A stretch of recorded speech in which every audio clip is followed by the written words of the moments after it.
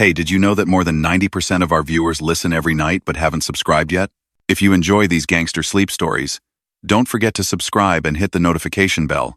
It's completely free and helps us keep these underworld tales alive. Now, get comfortable, unwind, and drift into tonight's story. Welcome to the Silent Empires. Tonight, our story follows Charles "Pretty Boy" Floyd, the outlaw whose charm, loyalty, and fearless rebellion turned him into a legend across America's heartland. Before we begin, make sure to like this video. We're aiming for 100 likes, and don't forget to share your city and the time you're listening down in the comments. Your support motivates us to bring you even more fascinating stories from the underworld. Now, settle in, and let the story of Pretty Boy Floyd guide you into the night. He was born Charles Arthur Floyd in rural Georgia on a cold day in 1904, long before anyone said the name that trailed him later. His family scraped by on small fields and stubborn soil, then headed west when he was still a kid, settling in the Cookson Hills of eastern Oklahoma. Those hills rolled easy, but life there didn't. Cotton picking took a toll on backs and hands, and winters taught thrift. He grew up quick, worked long, and learned early that $1 could be the difference between supper and going to bed with an empty belly. He could laugh and dance, yet hunger can push a young man toward the edge, where shortcuts look like chances. By his late teens, he had married a local girl, Ruby, and soon they had a little boy named Dempsey. Floyd loved that child. He didn't have much schooling, no smooth trade to fall back on, and the honest wages he could find came slow. He was strong and willing, but the mills and fields paid pennies. Around that time, he started keeping company with men who talked about easy money. Men who knew the back roads to cities like Kansas City and Street, Louis. First it was small jobs, nothing as grand as the legends would later tell. He carried moonshine sometimes, did some hauling that wasn't exactly licensed, ran messages, watched doors. Each step slid him further from the life of an ordinary farmhand. In 1925, the step turned into a leap. Floyd got drawn into a payroll job in St. Louis, the kind of move that made real headlines. A cash courier was targeted, money snatched, city streets used as cover. It was quick, a blur of shouts and tires, and then it was over. But the city didn't forget. Within months, police tracked him down. He was arrested, tried, and sent to the Missouri State Penitentiary in Jefferson City. The sentence cut straight through his 20s. Life inside was hard and gray. The place carried a smell of bleach, iron, and hopelessness. He learned to keep his head on a swivel. He heard older cons tell stories about banks that were soft targets if you went fast, stayed cool, and got out before the first phone call connected. He also heard something else. Once you wore stripes, some folks only saw the stripes. He kept photographs of Ruby and Dempsey tucked away and promised himself a different life when the gates opened. He walked out on parole in 1929 to a country that had just cracked. The stock market had folded into dust. Farms buckled under debt, and city streets filled with men who would take any job at any price. Those who already had little found themselves with nothing. In those months, migrating families slept in wagons, people cooked beans over campfires, and banks foreclosed on homes at a brutal pace. Floyd came home without steady work waiting, and temptation stood there with its arms open. He started using false names, visiting old acquaintances, and soon he was back on the road with men who lived by a clock that counted minutes, not years. This was when the nickname started. A witness who saw him during a job called him a pretty boy, and newspapers ran with it. He disliked it. He felt it turned him into a cartoon. Charles Arthur Floyd wanted respect. The nickname made it sound like a joke, but names stick, and the one he carried stuck everywhere on warrants, on handbills nailed to courthouse posts, on the tongues of kids who traced pictures in the dirt with sticks. From 1930 on, his crimes moved from whispers to a pattern that law enforcement could chart on big maps. Small towns across the Midwest and South start showing dates and arrows. A bank in a county seat where farmers lined up on Fridays. Another bank near a railroad spur. A third in a town with one stoplight, and a barber who knew everyone's birthday. Floyd learned to move before sunrise, to trade cars often, to switch state plates, to use country roads rather than tidy intercity routes. He didn't invent those tactics, and we won't spell out tricks, but he adapted to the hunt. He usually avoided large crowds, preferred quick hits with a couple of men he trusted, and kept his head low after a score. He found a fierce partner in George Birdwell, a fellow Oklahoman who could smile through any storm. Together they hit banks in Oklahoma, Arkansas, and Missouri, and later in Ohio and West Virginia. Sums varied. Sometimes it was only a few thousand in currency when a small vault held more paper than cash. Other times they grabbed bigger hauls when payrolls were on hand. The method rarely changed much. Get in fast, control the room without spilling blood, and get out before the first local deputy could leave his desk. They carried weapons, of course, but Floyd understood that drawing attention brought heat. He wanted a clean exit, a quick car, and a clear road. The law didn't stand still while he roamed. Sheriffs formed poses in some counties. State police modernized tactics. The Bureau of Investigation, which would become the FBI, kept files on him, collected statements, and sent alerts to nearby cities. The chase sharpened him as much as the early years had hardened him. He cut ties that could be traced. He kept errands brief and hid out in the Cookson Hills when possible, slipping into back bedrooms or sheds on farms where folks had known him since he was a child. This is also where part of the legend grew. In towns hammered by foreclosures, people told stories that Floyd sometimes handed out grocery money, bought a sack of flour, or paid a neighbor's overdue note. Some said he burned mortgage papers during bank raids, so families wouldn't lose their farms. That last claim sits in a fog of rumor. Records don't confirm bonfires of debt, and bank clerks on duty later said it didn't happen in their buildings. Still, in the early 30s, stories of small kindness carried far because they offered hope when belts had no more holes to tighten. Floyd didn't mind being seen as a helper. It made doors open in the hills when he needed a bed and a plate of eggs. Yet that sympathy had limits. Banks weren't nameless. Tellers were neighbors. Guards had families. Taking money at gunpoint hurt real people, frightened communities, and put everyone in the room at risk. Lawmen kept saying so loudly, while folks who had just lost a farm sometimes shrugged and whispered that the institutions deserved a little punishment. In that tug of war, Floyd's face became a symbol, which is different from a life. The string of robberies widened in 1931 and 1932, and the stakes rose. After one job, officers gave chase, and a running gunfight followed on a dirt road. Bullets chewed fence posts, and dust kicked up behind tires. A lawman fell that day, a death tied to Floyd's flight even if exact shots will always be argued. There were other clashes where shots were exchanged with state patrols or local deputies during raids or retreats. Floyd worked hard to avoid hurting bystanders, but armed pursuits bring danger, and some of those confrontations ended with wounded men on both sides. He was accused of more violence than he admitted, and his denials had weight with friends yet rarely changed a wanted poster. With attention spiking, Floyd started moving farther from Oklahoma. He hit towns in Ohio, where banks stood near corner drugstores and hardware shops. He liked places where streets ran straight, and a fast car could take a turn and vanish. That era saw countless thefts of automobiles, because the road was a robber's fastest cover. License plate swapping became common in the underworld. Again, not a method we're laying out in detail, but enough to say stolen cars and quick changes gave him hours of lead time. He stayed in rooming houses under aliases, paying for nights in cash, and always leaving before dawn. Newspapers loved him because his face sold papers.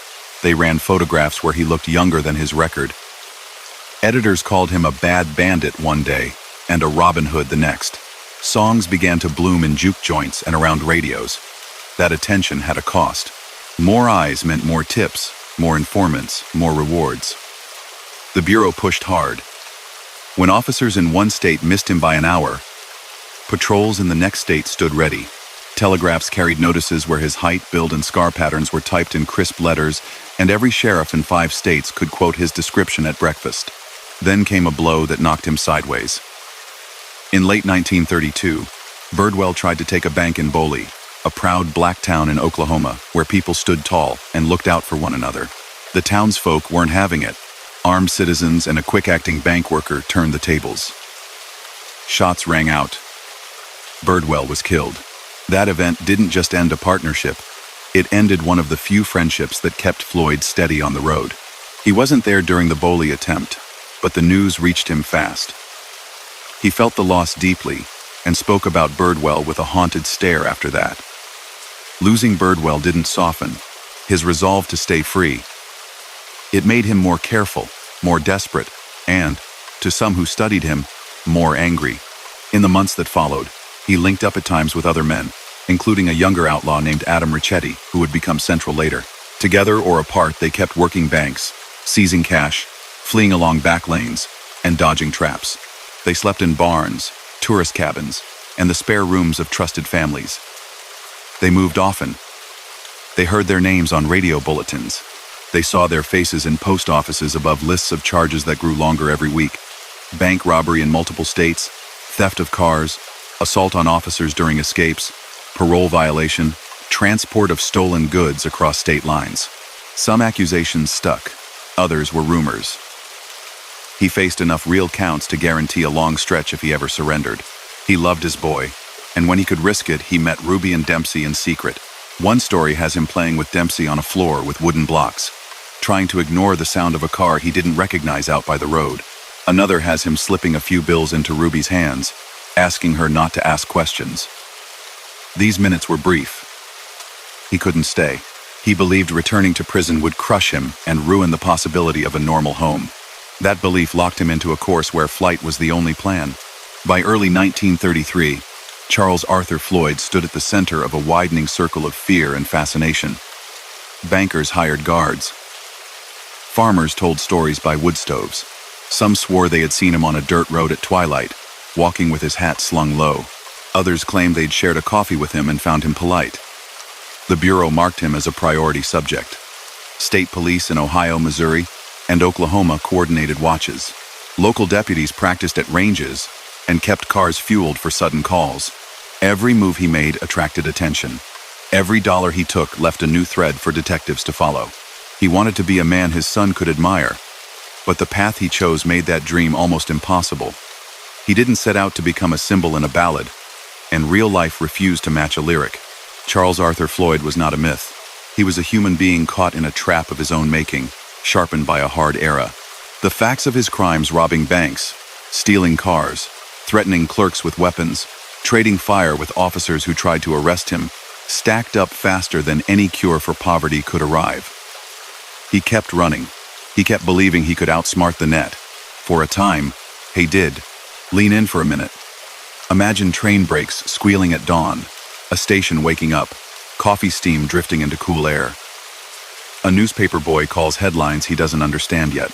A battered sedan idles near the curb, two men inside watching the doors as travelers step down with suitcases. Far away, a radio crackles about a robber whose name rides the wind through 4 states. Mothers hush children when tires crunch past their houses at midnight. Deputies drink black coffee and pull on boots. Somewhere in those hills, a son asks his mother why grown men whisper the same name with fear and a hint of pride. The country is tired, hungry, and on edge. A line is about to be crossed that will change the chase forever. By the spring of 1933, the pattern around Charles Arthur Floyd had a rhythm. He roamed with Adam Ricchetti at times, more often than not, and worked with others when needed. Dodge the crowded roads, keep errands short, pay cash for rooms, and never settle in one spot. Some weeks, he stayed close to the Cookson Hills. Other weeks he crossed into Missouri or Arkansas, then rolled toward Ohio or West Virginia if the heat rose too fast. The jobs remained what they had been: banks in towns where farmers knew the faces behind the teller windows, places with wooden counters and calendars pinned by thumbtacks. The goal was speed and control without panic. Walk in, dominate the space, exit before patrol cars spun their wheels. He used aliases to rent rooms and sent brief notes under assumed names when he needed to reach home. Money went fast, because hiding cost money. Food for friends and relatives cost money. Lawyers cost money. Every dollar just opened another day of freedom. He did not become a lone actor. He wasn't a mastermind with blueprints and diagrams. He was a quick study in a time when the country had lost its footing. Cars improved. Roads connected towns in ways that made escapes possible if you stayed flexible. Law enforcement adapted too. State police cars grew stronger. Radio dispatches spread warnings from one county to the next before a robber finished crossing a river bridge. The Bureau of Investigation kept a thick file with his name typed in all caps. Agents telegraphed his description until even clerks in towns he had never visited could recite his height and the set of his jaw. He stayed alive by glancing over his shoulder every minute he was awake. Rumors about small favors traveled alongside hard facts about crimes. He was said to have slipped change to kids who shined shoes, to have left a little cash on a table for a family friend whose pantry sat nearly empty.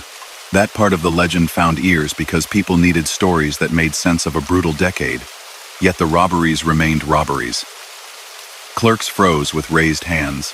Customers lay on floors, holding their breath until steps faded and a car roared off. The other side of the ledger never went away. His life hurt strangers as it unfolded, which is a truth no song can erase.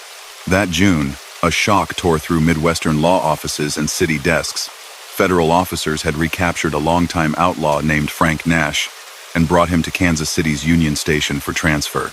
As they led him toward a car just after sunrise on a summer Saturday, armed men opened fire from outside.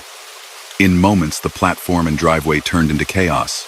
Several officers died, and the prisoner was killed too. The whole country heard about it within hours. Telephones rang in sheriff's houses all over Missouri, Oklahoma, and beyond. Newspapers rushed out late editions with words like massacre and ambush in large type. The incident hardened public mood and raised a deep question about whether the era of roaming gunmen could be stopped. In the days after, accusations settled on Floyd and Ricchetti. The Bureau insisted that they were part of the team that tried to free Nash. Local witnesses disagreed with each other. Memories from a morning of shock clashed like a storm. Floyd denied involvement when he spoke to anyone he trusted. He was far from alone in saying the Bureau had the wrong men. Later, historians would argue that identification was shaky and that another set of gunmen likely stood outside that station. What is certain is this: the killings lit a fire under federal authorities, who doubled the pressure on every major suspect in the country. The hunt for Floyd, already intense, became relentless. Agencies shared leads faster, rewards grew, travel got harder. Every boarded-up barn felt like a trap. People in diner booths fell silent when a stranger with hard eyes walked in. The shift after that morning changed his daily choices. He cut back on visits to old haunts. He shaved more often to avoid notice. Hats were pulled lower. He avoided daylight in towns that knew his gait. He tried to live where law officers could not easily surround a place with cars. He kept moving through southeastern Kansas, into the Ozarks, and along rivers where the shore held towns too small to make front pages. His name still appeared in headlines, but the pictures didn't keep up. Some papers ran images already a few years old. That helped sometimes. Other times, it did not matter because fear of his reputation called in tips, even when the man in the photo looked younger than the one in a rooming house down the street. Bank raids continued. In some places, he left with only a few $1,000s because vaults held bonds and paper rather than cash. In others, he found more if a payroll had just arrived. He never gathered the kind of fortune people imagine when they hear the word outlaw. Money came in bursts and went out in streams to the people who kept him one step ahead. Drivers, lookouts, hosts, doctors with a silent handshake, go-betweens who delivered notes. He was accused of taking cars at crossroads and from farm lanes when he needed a fresh ride, often leaving the owner on the shoulder with a warning not to chase.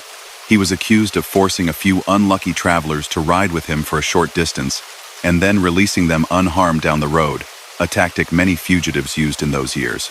Those incidents ended without lasting harm to the captives, but they were crimes all the same and added to a growing list of charges that crossed state lines.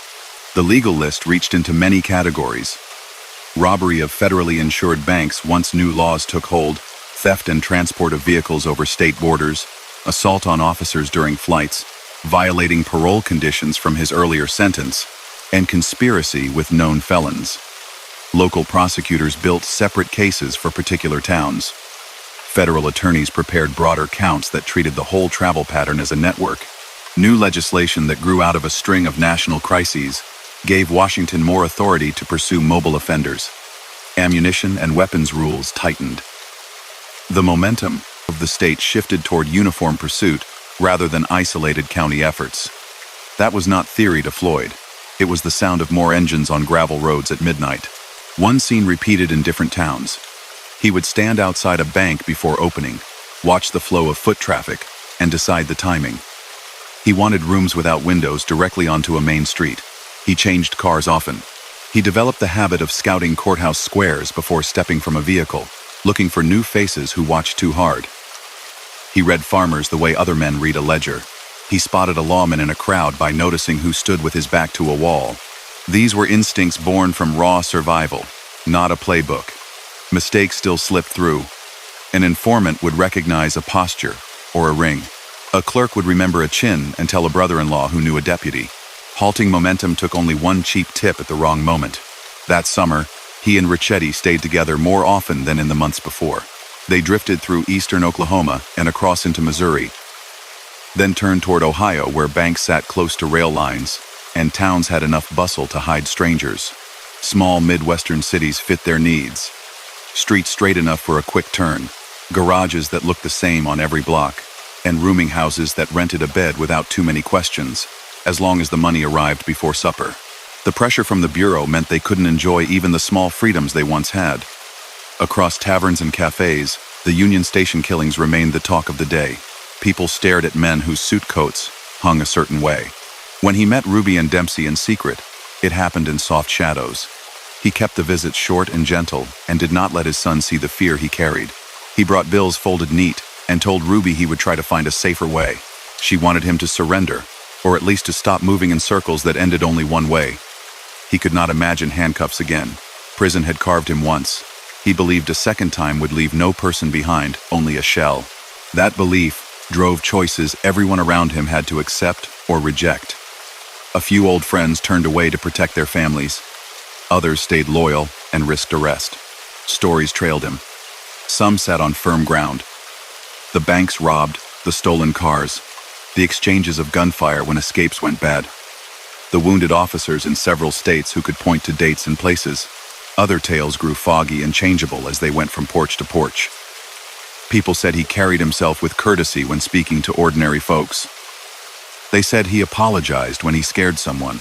They said he vowed not to harm a teller if a teller did not reach for an alarm. Yet even if he preferred to avoid injuries, the danger was real to anyone in a building when masked men shouted orders. In a decade thick with desperation, the thin line between intent and consequence snapped often. The Bureau kept closing in, forming multi-state teams. Agents brought more coordination into the search. The Kansas City event had humiliated federal leadership. Pride and policy both demanded a firm response.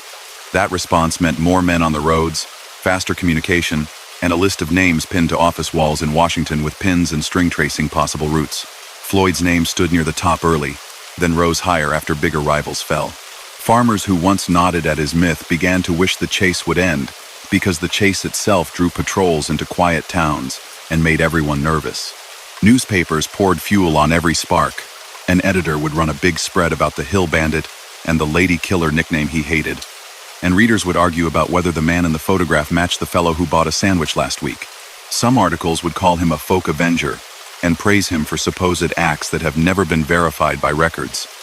Others would condemn him as a menace who left nothing but fear. He lived in the middle of that argument and knew neither side held the full picture. He could not stop the presses or correct the narrative. Fame without glamour is a heavy burden. It does not feed you. It does not make nights easier. It just makes doors slam when you approach. As summer turned to fall, he pushed farther into Ohio and West Virginia to shake the men on his trail. More robberies were tied to his crew in that region, with take amounts varying by the cash on hand when they entered. In some towns, the haul barely covered expenses. In others, they carried larger sums to the car and sped away. Every incident produced fresh paper piles on desks in big offices. The wanted posters expanded, now listing even more alias names, more suspected companions, more cautionary lines warning that he was armed and that attempts to arrest him could turn violent. Officers read those posters, put their hands on holsters, and practiced on ranges. Citizens read those posters and learned to judge strangers quickly, sometimes too quickly. Behind the public search stood a private grief that never left him. Birdwell's death earlier had cut deep. He wore that loss quietly, but never shook it off. The friend who once laughed at storms no longer sat beside him cracking jokes when a tire whined on a sharp bend. In that empty space, Ricchetti stepped in as a partner for many months, able in a fight, edgy when the world felt closed in. They reached for patience and discipline, but those qualities are hard to hold when every day feels like a countdown and you don't know the number that ends it. Early winter brought colder roads and harder starts for old engines. The chase did not pause for weather. Deputies warmed hands on exhaust fumes while waiting on back lanes near bridges, hoping a dark sedan would cross at the hour a phone tip predicted. He shifted routes often, sometimes doubling back through towns he had just left, other times taking long arcs to avoid known checkpoints. A few times officers surprised him or his companions before dawn. In those moments the world narrowed to heartbeats and breath, and shots were exchanged. People fell in those clashes in more than one state. Reports differ about who fired first in different places, a confusion common in jumpy confrontations. The bottom line did not change. The list of charges against him grew heavier week by week. Back in Oklahoma, his name carried two meanings. Some still remembered the boy from the hills who had once picked cotton and danced at church socials. Others saw only the outlaw whose choices had brought danger down roads that used to be quiet. That split ran through families. In the hardest counties, people felt pushed to pick a side between institutions that foreclosed on their homes and men who violated the law to take money from those same institutions. It was not a fair choice, and it was not a safe one. He benefited from the sympathy some neighbors showed. He also paid for it when officers leaned harder on communities accused of hiding him. He could not stop now. Each robbery was both a means of living and a new link in the chain pulling him toward the end. He told friends that he wanted to get far away, maybe to a coast, maybe to another country. Those dreams were thin. His face was too well known. His record was too public. Even if he reached a border, he would carry the attention with him. The only real protection would have been to surrender long before his name turned into a symbol. Pride and fear blocked that path. After that bloody morning at Union Station, the Bureau began to build a new identity, one that promised the public a more professional, coordinated fight against interstate crime. Policy debates in the Capitol ripened into laws the following year, but the effects were visible already. Agents carried themselves with more confidence. Cooperation across jurisdictions improved. That meant fewer gaps to slide through and fewer quiet roads without eyes at the far end. Floyd felt the tightening. He told people he trusted that the country had changed and that a man like him had fewer places to go with every passing week. The winter gave way to a year that would prove decisive, a year when headlines crowned and toppled the most famous fugitives of the age. He would find himself at the center of that cycle, raised up as a prime target and hunted with a force he had never faced before. For the moment, he kept moving, counting minutes, keeping his back to walls, and listening for the sound of engines that did not stop when he did. Close your eyes for a minute and hear frost crack under a boot heel before sunrise. A farmhouse lamp glows in a single window. Coffee warms a chipped mug. A radio whispers weather and headlines that taste like metal. A sedan rolls past on gravel, lights off. Two men inside alert to every fence post and mailbox. A train horn floats in from far off, and a switchman on the night crew folds a newspaper that shouts about bandits and geemen.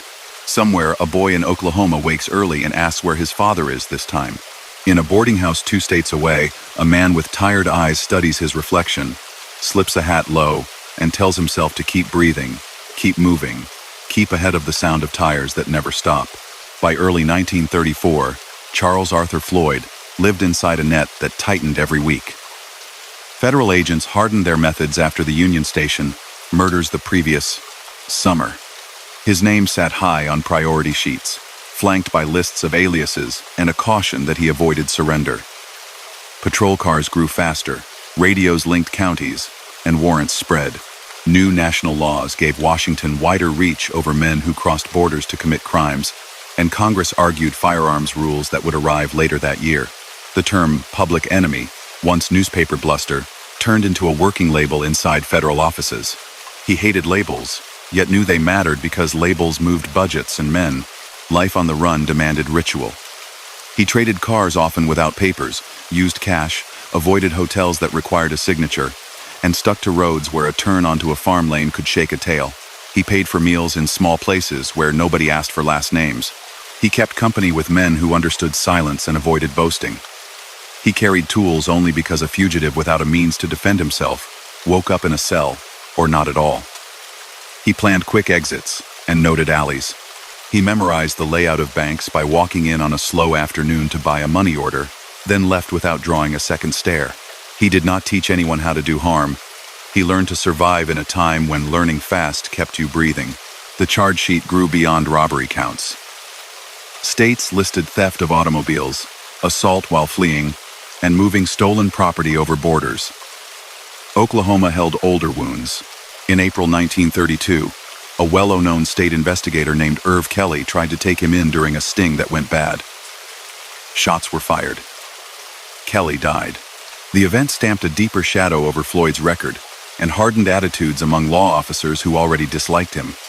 He denied cruelty in some incidents, but a dead officer leaves a mark that does not fade. Families remembered. Agencies remembered. He carried that weight whether he wanted to or not. Bank jobs continued across 1,933 and into 1,934 inches counties where cash drawers held more bills on paydays. Some raids brought little because vaults kept securities rather than paper. Others provided larger hauls when a payroll delivery had just taken place. The approach stayed focused on speed and control without chaos. Enter, take command, discourage heroics, and depart before sirens found rhythm. He tried to avoid hurting anyone inside a lobby. Tellers still shook afterward. Customers lay on floors and stared at tile until silence returned. That fear was part of the harm. Even when no bullet struck a body, rumor tracked him like a shadow. Friends said he paid for flour in houses where pantries stood bare. Clerks told reporters he spoke politely and kept his voice even. Enemies called him a menace who turned quiet towns into targets. The truth sat between. A man who loved his boy and hid his face while doing things that endangered neighbors. Sound and song polished him into a legend that felt easier to carry than a full accounting of costs. He understood the power of stories. He did not control them. Other famous names rose and fell around him. Machine Gun Kelly had been hauled into court late in 1933. In May 1934, a Texas ambush ended the crime spree of two young desperados who had terrified the Southwest. Radio chatter picked up, and the public heard phrases like crime wave and modern gang war. Officers trained harder and showed their work to reporters. In July 1934, a crowd in Chicago watched a notorious Midwestern robber fall on a hot night outside a cinema. The day after that shooting, federal lists were updated. Floyd's name moved to the first line. Public enemy number one was now an Oklahoma farm boy who had built a life on speed and nerve and denial of cages. He felt the shift. Doors that once opened in the Cookson Hills now opened more carefully, with eyes peering past curtains. Family and old friends faced pressure from sheriffs and federal men who knew how to wait and asked the same question 3 different ways. He stopped sleeping twice in the same bed in 1 month. He lowered his voice at filling stations and tipped attendants for quick service. He left coins in jukeboxes and stepped away before the song finished, because music drew crowds, and crowds drew eyes. Ohio and West Virginia became regular ground that year. Those states had mills, rail towns, and banks set near streetcars and corner diners. He liked places where a driver could take 2 quick corners and vanish behind brick. He robbed banks in that region with companions who changed depending on the week, sometimes with Adam Ricchetti, sometimes with others. Between jobs, he hid in cabins, barns, and motor courts with small signs and no desk clerk at night. He used assumed names so often that his own signature felt strange when he wrote letters home he might never mail. On the road, he kept contact with Ruby and Dempsey through couriers. A slip of paper would travel in a tobacco tin from one kitchen to another and land in the hands of someone he trusted. He asked after school, after a loose tooth, after the price of coal. He sent folded bills when he could, knowing money did not make a father present. He argued with Ruby in whispered meetings about surrender. She wanted safety and an end to the chase. He could not picture bars closing behind him again. That memory stuck like grit under a lid and made every other choice feel like the only choice. He did not hide only in his home state. Kansas City remained a crossroads for friends and enemies alike. And the rumor that he had stood outside Union Station in 1933 still burned. Federal leaders said he was there. Some local officers and later researchers cast real doubt on those identifications, pointing instead to other gunmen tied to organized circles. He swore to confidants that he had no hand in that ambush. The debate did not loosen the hunt. Once a name anchors a national anger, logic loses role. The killings at the depot lit a fuse that ran into 1,934 and beyond. Every raid an agent planned in that year bore that memory, like a quiet drumbeat. As pressure rose, he made a few poor calls. He lingered too long in certain towns because a doctor's visit required rest. He picked up a car that drew attention because of a dent no one could ignore. He ate in places more than once because a warm plate and a kind face can make a hard man careless. A few close calls ended with quick flights down alleys and sudden disappearances along rail lines. A few ended with exchanges of gunfire in which officers or companions took wounds. Reports from those moments conflict on who shot at whom first, as they do in quick fights when nerves ride ahead of memory. What remained true was simple. Each clash added a line to a ledger that had already written his future if he were caught. He sometimes took drivers along for a stretch to make sure police did not shoot at a car with a local inside, a practice other fugitives used in those days. Those motorists were released afterward without permanent injury, shaken but alive. The act still belonged on a charge sheet and handed prosecutors stronger cases under kidnapping statutes than expanding. That change in law chopped away at an old outlaw habit of treating short rides as harmless. The world tightened its definitions as well as its roads. A few days in late summer and early fall put him on a line that ran straight toward the end. Money dried up faster because movement cost more when the Bureau trailed every lead. He aimed east, skirting Pittsburgh's influence, and looking for pockets where old associates could offer food, a bed, and a car with fuel and clean tires. He kept his face turned away in towns where his photograph hung beside the postal scale. He walked with a slight stiffness, the residue of long rides in rough seats, and a body that collected bruises the way any farm boy's body does when it collides with work and worry. Mid-October brought a fog that hugged hills in eastern Ohio. He and Ricchetti traveled with two women who had connected with them a few days earlier. The plan was simple. Reach a safe stop near Youngstown, lie low, and study the road west. An old sedan carried them through mist on a country strip near Wellsville. Something went wrong. Accounts differ on whether a tire failed or a driver misjudged a curve in low visibility. The car left the roadway and came to grief. Locals noticed. A lawman approached. Shots followed. In the scramble that followed, the two women were taken into custody. Ricchetti, injured and winded, ended up captured after a chase that left more than one man with scratches and torn coats. Floyd slipped into trees and kept moving, lungs burning in cold air. His partner's arrest changed everything. Reports went out fast. Radios carried his description through dispatch rooms, from the river to the state line. Deputies formed posies. Farmers watched fence lines with a mixture of fear and curiosity. Agents from the Bureau converged on the area with orders to end the long pursuit.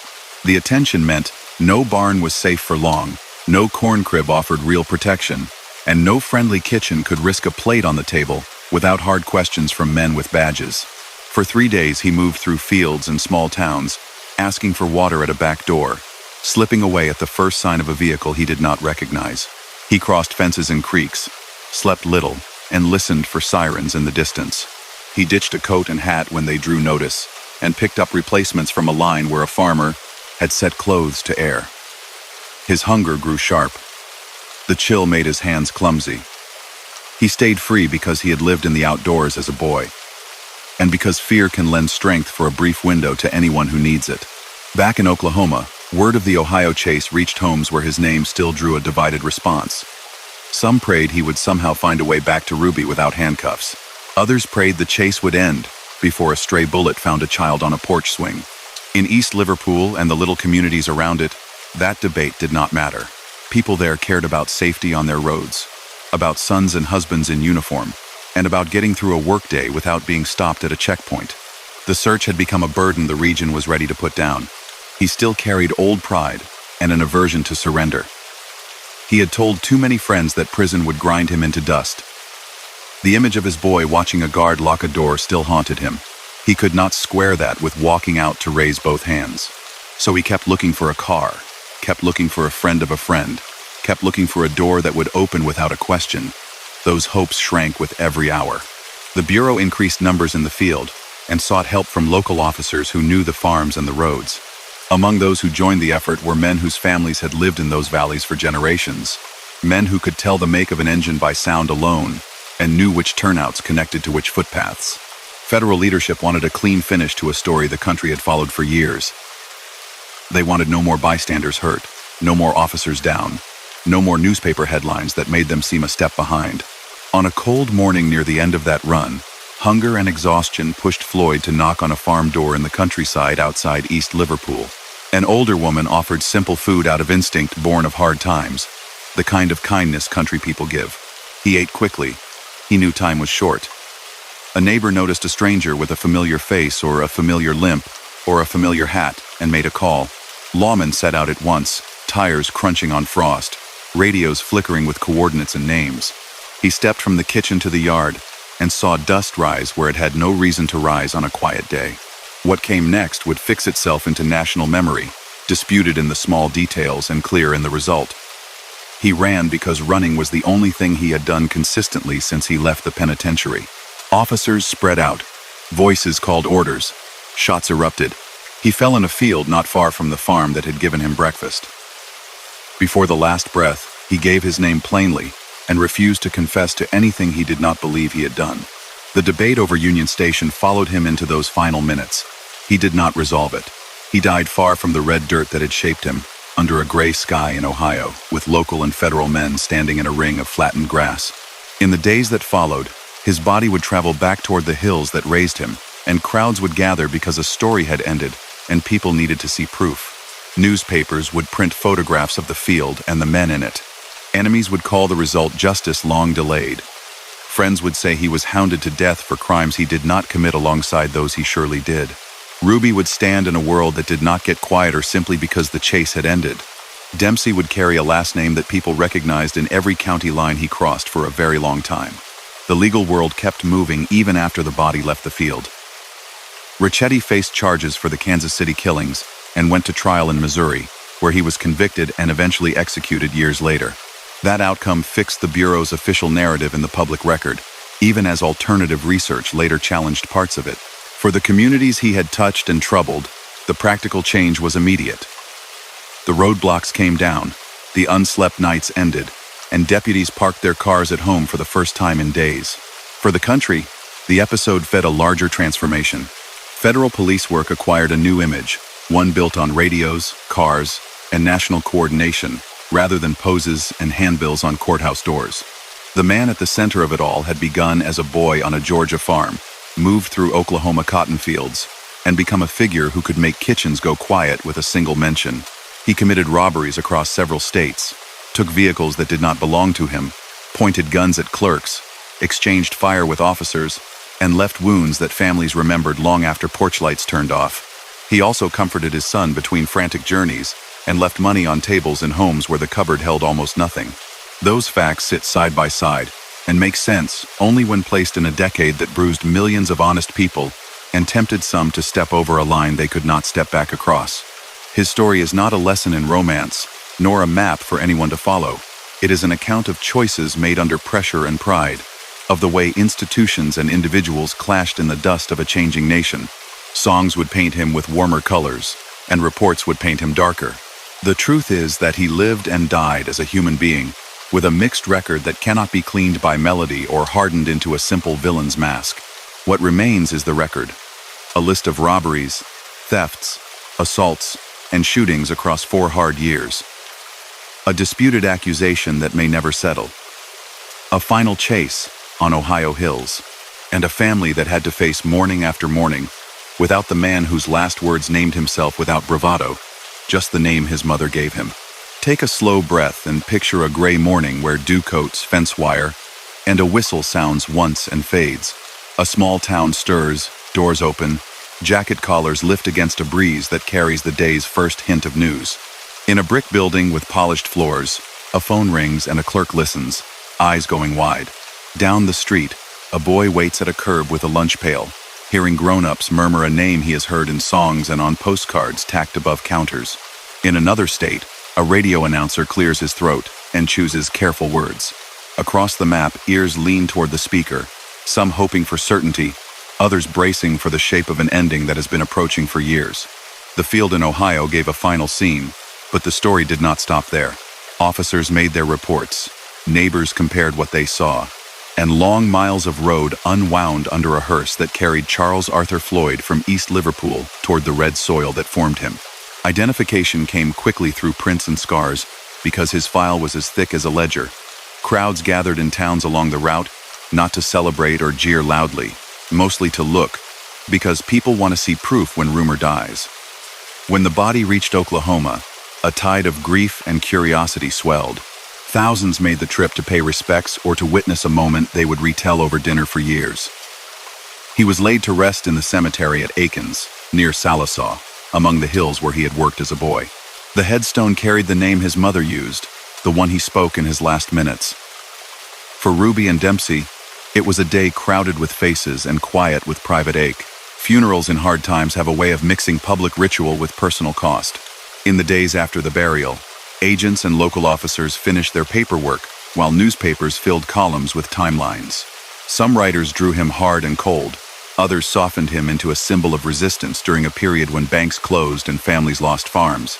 The truth lived between those poles and inside the record of what he did. He began with small violations as a young man hauling liquor for others, running errands for outfits that didn't put their names on invoices, moving things quietly through back roads. The first large conviction came from a Street Lewis payroll job in 1925. He and accomplices hit a company courier, took the money, and tried to blend into city streets. Police tracked him, a court handed down a heavy term, and he entered the Missouri State Penitentiary. That sentence etched lines in him that never left. When parole arrived in 1929, the Great Depression had swallowed jobs and pride. He stepped into a world where honest work had become scarce, and temptation had a smoother voice. From 1930 onward, he committed bank robberies in towns spread across Oklahoma and neighboring states, later branching into parts of Ohio and West Virginia. Those crimes varied in take and timing. He used false names to rent rooms and cars that were not his to keep his feet under him. The Dyer Act turned those drives into federal counts each time a license plate crossed a border. He carried weapons because he believed the alternative was a quick arrest. People inside lobbies during those raids felt fear that lingered long after the day ended. He wanted speed, control, and no injuries. Yet entering any building with a gun turned routine mornings into moments that could spin out of control. That danger alone did harm, even when nobody left on a stretcher. There were clashes with law officers beyond the doors of banks. In April 1932, a respected Oklahoma investigator named Irv Kelly tried to arrest him during a sting that unraveled in an instant. Shots were exchanged, and Kelly died. That loss cut into the law enforcement family, deepened anger, and hardened the tone of every conversation about Floyd in station houses and county offices. He denied cruelty in some episodes, and insisted he tried to avoid hurting anyone who did not raise a weapon, but the ledger held a dead officer's name, and that single fact weighed more than every rumor of kindness. Other exchanges in different states ended with wounds that left scars on both sides. Reports written after those incidents often disagreed on who fired first, which happens when adrenaline pushes memory aside. The pattern remained: a fugitive under pressure, a chase that did not slow, and confrontations that raised the stakes every month he stayed free. His name became tied, rightly or wrongly, to one of the most notorious events of the decade, the Union Station murders in Kansas City in June 1933. That morning, an attempt to free a prisoner exploded into gunfire that killed several officers and the man they were moving.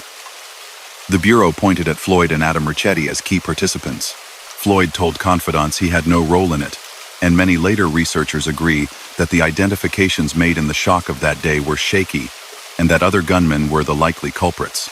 The public would not untangle the threads easily. What the event certainly did was change the federal government's posture.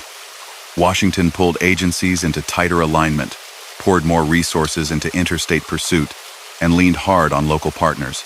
After Kansas City, the chase for Floyd took on the tone of a mission. His criminal record outside the bank jobs and car thefts included short, forced rides requested of drivers he stopped on roads when he needed to move undercover. Those motorists were released without lasting injury, a practice that cropped up again and again among fugitives of the era. New statutes widened the definition of kidnapping, and those episodes added fuel to federal files even when the rides were brief. He also faced conspiracy charges built on associations with other known offenders. Where a prosecutor could not prove an individual act outright, they linked threads: the car used, the room rented, the alias repeated in a ledger. He did not live in a vacuum. Partners and acquaintances shaped his path. George Birdwell walked at his side through a long stretch of the early years, laughing in tough spots and bringing a boldness that complemented Floyd's quick study of a room. Birdwell's death at Boley in 1932, after he and others tried to rob a bank in a town ready to defend itself, left a hole that Ricchetti later filled on part of the road. Floyd did not design great heist plans with maps and compasses on a table. He kept it simple, almost crude. Watch the patterns in a town, move fast, keep the head down afterward. That simplicity made him hard to trap and easy to mythologize. It also made mistakes more likely when exhaustion set in. The press minted a nickname Floyd disliked and would never shake. He had a young face that cameras loved, and witnesses described him in ways that emphasized looks over choices. That language stuck on mimeographed sheets, handbills on courthouse walls, and front pages that loved a moniker. The nickname made him famous in places he had never seen and probably closed doors that might have opened if people had known only the name Charles. Fame glued to a man who does not want it turns into a mask he cannot pull off when the doorbell rings. Public stories about him during the worst Depression years often praised gestures of help. People repeated tales about groceries paid for, rent covered, or a debt note burned. Official records never firmly backed up the more dramatic claims about canceled mortgages and lobbies set ablaze, and bank staff denied that such scenes occurred in their buildings. That does not erase the quieter acts. A few dollars left on a table, a sack of flour purchased for a widow he knew. Small kindness in hard times mattered to neighbors and carried his name from porch to porch in a warmer tone than a wanted poster. Those acts did not erase the wrongs, they simply complicated the picture. Once federal pursuit turned professional, the map changed. Patrol cars improved, radios connected towns, and agents began using consistent procedures. The Lindbergh Law had already stretched federal hands into kidnapping cases. Firearms regulation gathered steam in 1934. The Bureau pushed fingerprinting and coordinated files across state lines. A generation earlier, a man could disappear by crossing a river and keeping quiet. By 1934, gates closed faster than that. Floyd felt the tightening more than most men. After July 1934, when the fall of another famous robber pushed him to the top of national lists, he became the focus of policy as much as a person. The crash in eastern Ohio in October 1934 cut his last line of escape. 2 women who had traveled with the group were taken into custody after the wreck. Ricchetti, shaken and injured, was caught later that day and held in a jail where the rumor of the Kansas City case sped through bars like an electric wire. Floyd moved through fields as posies formed. That chase ended quickly compared to the long run that preceded it. When he fell, he spoke his name without flourish and did not give federal men the confession they wanted about the depot in Kansas City. That silence helped keep the debate alive long after he was buried. Trials and sentences continued after October. Missouri put Ricchetti in front of a jury on the Union Station killings. The court ruled against him, and after years of appeals, he was executed. The official narrative set by that verdict fixed the Bureau's position for decades, even as independent work later cast strong doubt on who stood outside the station that morning. The larger effect of those years sat in policy more than in a single conviction. The federal fight against interstate crime had found a voice and a set of tools that would define policing for the rest of the century. Back in the Cookson Hills, life went on with a new quiet. Ruby faced the task of raising a boy in a place where strangers still drove dirt roads to find the cemetery and stare at a stone. Dempsey grew up with a last name that could stop a conversation in a store line. Friends tried to shield them from gossip. Family leaned in. Many who had once hidden Floyd or fed him faced questions. Most of those neighbors had acted from loyalty, fear, or the simple reflex of hospitality born of a rural code. The law looked dimly on that code when it sheltered a fugitive. Some paid fines, some lost sleep replaying choices at kitchen tables, and some felt pride in helping a hometown son, even with the risk. The songs came next. Ballad makers found in Floyd a character who fit their chords. The farm boy wronged by a system, the man who never forgot where he came from, the robber who sometimes acted like a neighbor. Verses glided past the stark pieces of the record robbery counts, stolen cars, officers hurt, and lingered on small kindness and hard times. Street singers and radio voices needed heroes and warnings both, and they stitched him into a patchwork of American outlaw lore that included names from earlier decades and from the same feverish span. Those songs shaped how future listeners thought about him as much as any court file did. Survivors on the other side held their own stories. Bank clerks kept diaries that mentioned trembling hands, a shouted order, the strange quiet after men ran out, and a motor roared away. Officers who had chased him kept a different kind of record. Training notes, reports of near misses, lists of license numbers, and terse sentences about sprinting down alleys while scanning windows. Families of the killed and wounded built lives around loss they never invited. They lived without music in the telling. Their words did not drift into legend as often, but they sat closer to the skin of what crime does to a town. If you lay a timeline on a table and trace a finger from 1904 to 1934, you feel the rush of that period. Migration from Georgia to Oklahoma, marriage young, a child, prison time, parole into collapse, robberies across a wide belt of states, the death of a friend, a disputed accusation that redrew policing, and a final run through Ohio. The categories of wrongdoing are plain: theft, robbery, car taking under federal law when lines were crossed, assault during escapes, conspiracy with known offenders, parole violation. Charges linked to brief forced rides were added when the legal definition of kidnapping broadened. He was pursued with growing skill, and when the last day came, the search ended. The only way searches usually end when the person being pursued refuses to surrender. There is a way to tell his life that glints with romance and lets hard consequences fade. There is another way to tell it that turns him into a monster, without a human moment. Both miss the point. The real thread runs through a poor boy's urge to feed his family, through a country that closed doors on men like him in the worst slump it had ever known, through choices made in fear and pride, through laws catching up with new machines, and through the stubborn human wish to be seen as more than the worst thing you did. That mix does not excuse anything. He did. It explains how the map filled with dates and arrows, while songs filled with softer lines. Time did its work. The bureau that chased him grew into an agency with national reach and a public image tuned by years of press. Local police learned to cooperate across borders in ways that made roving bands less likely to last. Banks hardened procedures. Cars got faster on both sides of the law. The hills in Oklahoma stayed the same shape, and the headstone in Aikens kept its simple words. People still stop by, lay a hand on cool stone, and think about a name they first heard from a grandparent. Some leave with a story of kindness. Some leave remembering the pain in official files. Most leave with a sense that the past is messier than any single version. For Ruby and Dempsey, the years after the burial were quieter than the years that led up to it. Though quiet does not mean easy. Work, school, and ordinary chores filled days that had once been crowded with whispers and worry. The boy learned to answer questions with calm or to change the subject when a stranger mentioned a song lyric. A few officers came by over the years to ask about old acquaintances. Journalists knocked politely and then walked away when they realized no new quotation would come.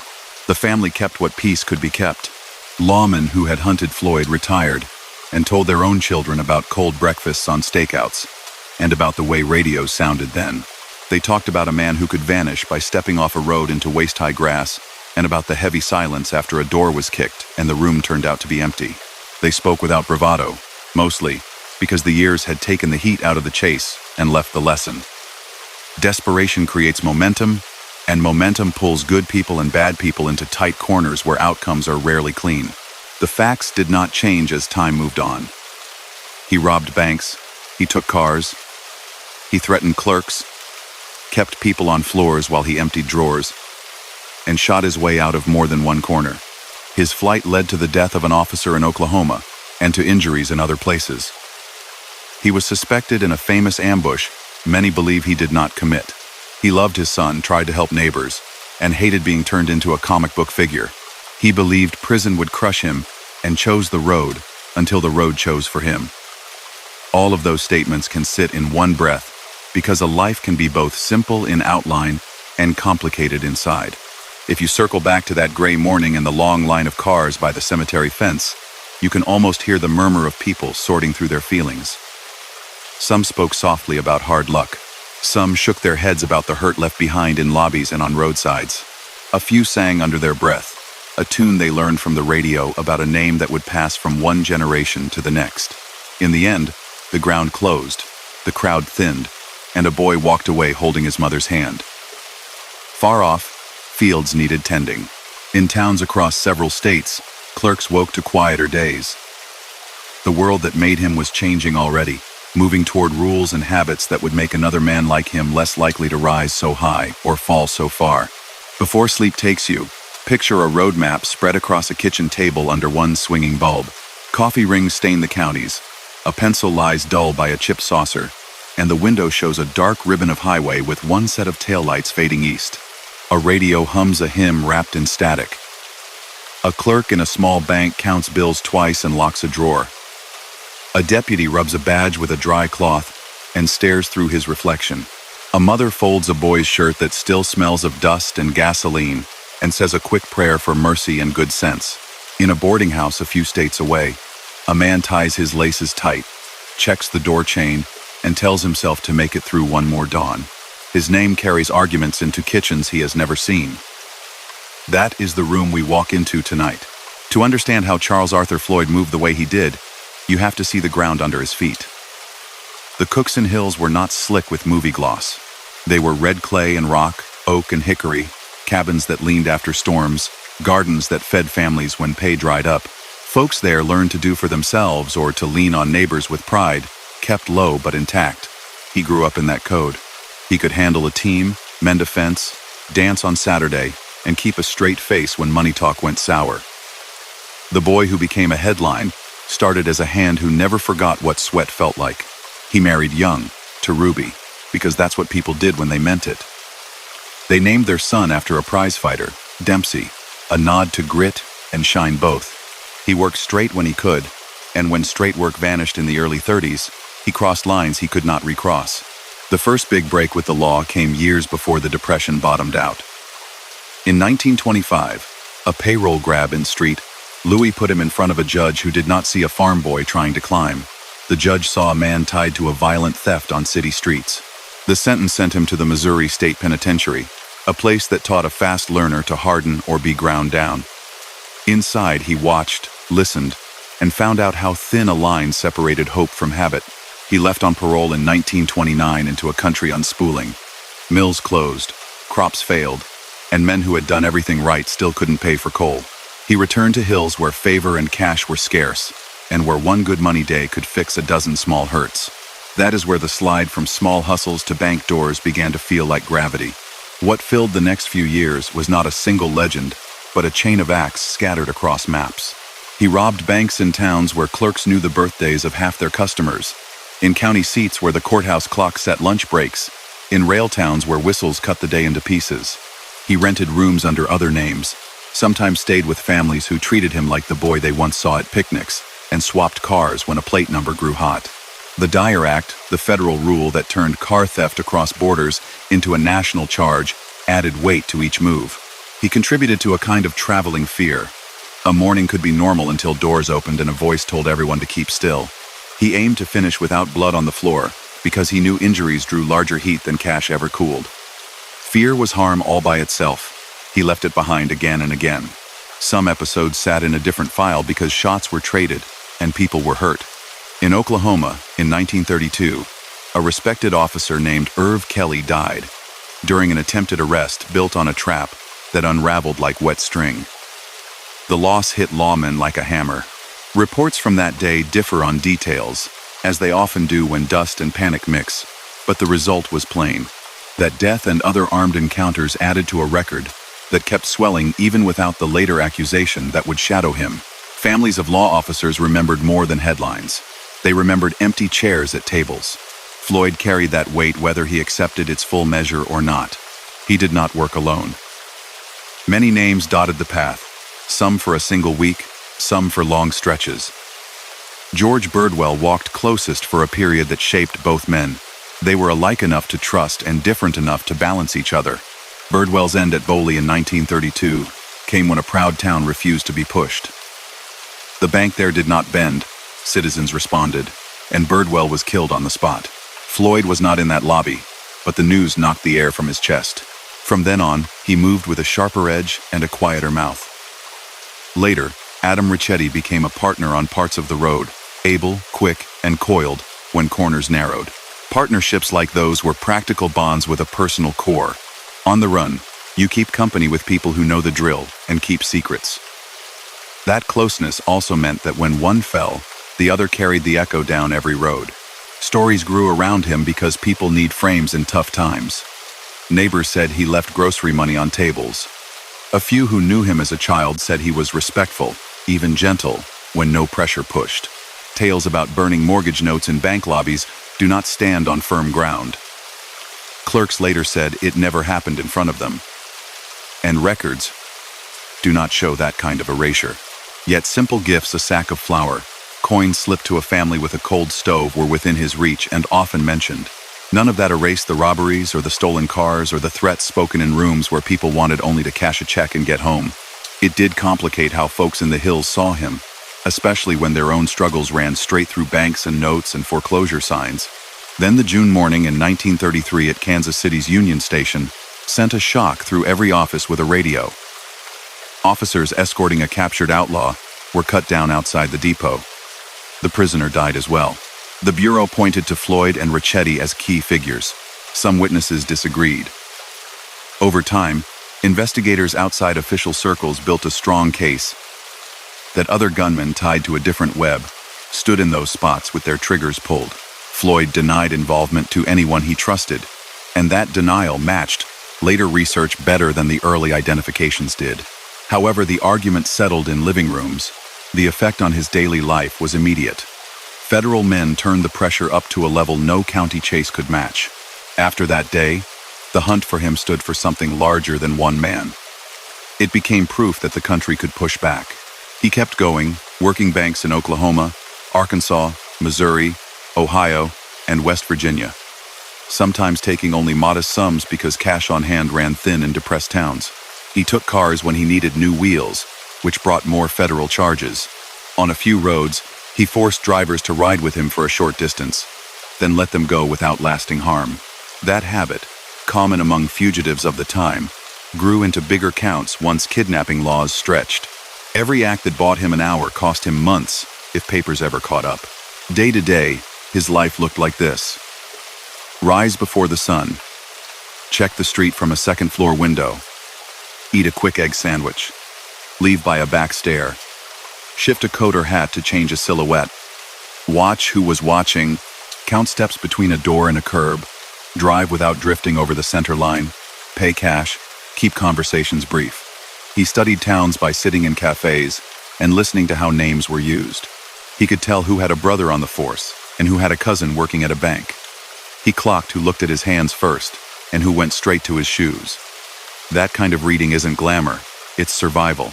He avoided explaining methods to anyone because to explain is to betray both the people who helped and the people who might get hurt if someone imitated a move without judgment. The other side built its own rhythms. Sheriffs compared notes with troopers. The Bureau kept a file so thick you could hear it slap when set down. Radios stitched counties together. Rewards posted in post offices made eyes sharper. After big names fell in 1934, his name slid to the top of lists that agents studied over black coffee before dawn. The chase became steady rather than frantic, an engine that didn't sputter. That's often how a long pursuit ends, not with a genius trap, but with enough eyes, enough fuel, and enough patience to be in the right place over and over until luck runs dry. He still tried to be a father around the edges. He met Ruby where it seemed safe and handed her folded cash with a look that begged for a future that both of them could believe in. He asked after Dempsey's chores and schoolwork and a loose tooth that would not come out. He wanted to be seen as a man, not a headline in those rooms. The meeting stayed short. The risk of a knock at the wrong moment was too high. Ruby urged surrender now and then, not because she thought a cell would be kind, but because the road ate men alive and spit them out far from home. He could not bring himself to walk into a station and offer his wrists. The first time in prison had left a mark too deep. In October 1934, a bad turn on a country road in eastern Ohio turned urgency into emergency. The car wreck brought locals with questions. Deputies moved in. 2 women who had been traveling with the group were taken into custody. Ricchetti was captured later that day. Floyd escaped on foot into fields. and managed to stay ahead for a short run by using the old senses that had kept him breathing for years. Listen for engines. Move before eyes adjust. Drink from a pump. And keep moving. Sleep in brief doses under hedges. The region filled with officers local, state, and federal, who knew the ground and wanted the chase to finish without further harm. Hunger and cold narrow a man's options. He knocked on a door because he needed food, and that act set the last steps in motion. He was shot in a field outside East Liverpool and died there under an Ohio sky, speaking his name and refusing to sign his life to an accusation he never accepted. The debate about that accusation walks beside his memory to this day. What the paper record shows, when you stack it plain, is a list hard to romanticize even if a tune can soften it. Dozens of bank robberies across several states, repeated theft and transport of automobiles that crossed jurisdiction lines, assaults on officers during escapes, the death of a respected lawman in Oklahoma, brief forced rides that lawyers later called kidnapping, parole violations, conspiracy counts tied to association with known offenders, and a final flight that ended under lawmen's eyes far from home. Layered on top of that file sit memories of a man who tried to keep harm low inside rooms by moving quickly and keeping a steady tone, who sometimes left money where there was none, and who spoke to his son softly between storms. Both sets of facts live in the same story, and neither cancels the other. After he was buried near Aikens, the hills returned to routine, though routine carried his name like a seed in wind. Songs rose that remade him as an avenger for the common man.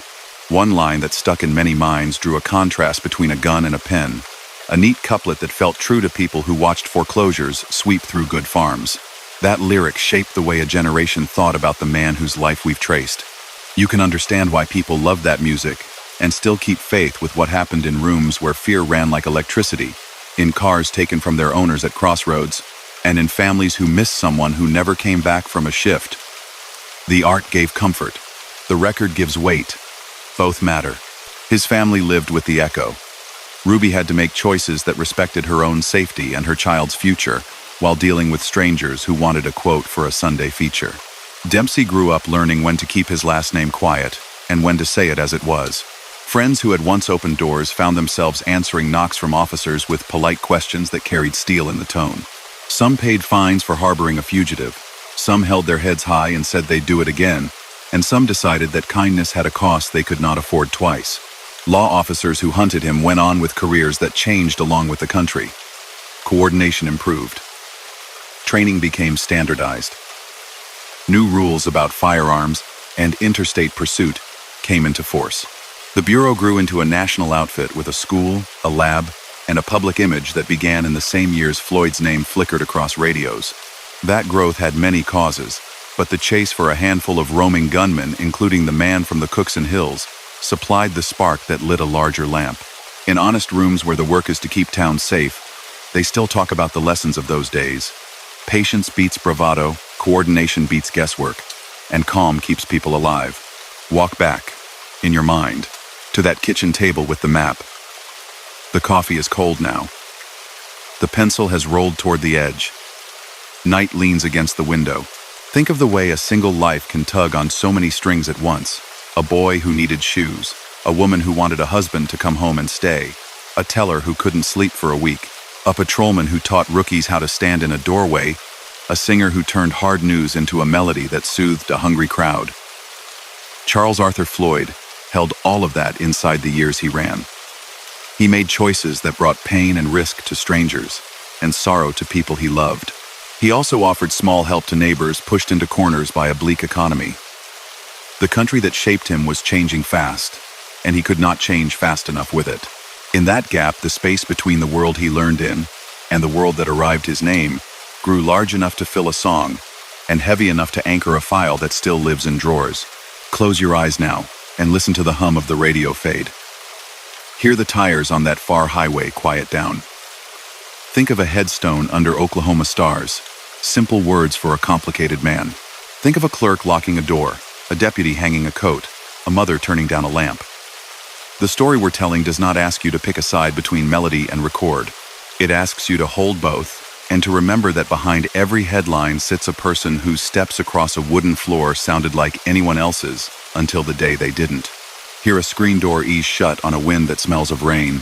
A porch swing rides a slow arc, creaking once. In a depot office, a telegraph key ticks out a short message nobody forgets. Far off, a dog barks twice and settles. A bank guard polishes the glass on a clock and listens for a car that doesn't belong.